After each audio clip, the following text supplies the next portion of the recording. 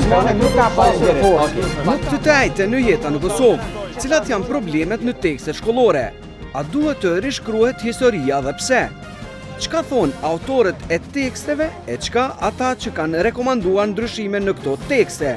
Nuk kemi hequr fjalën pushtim. U prapë them perandoria Osmane mbetet. Ti pas ke hek dhon tash po thotë se kemi hek pushtim.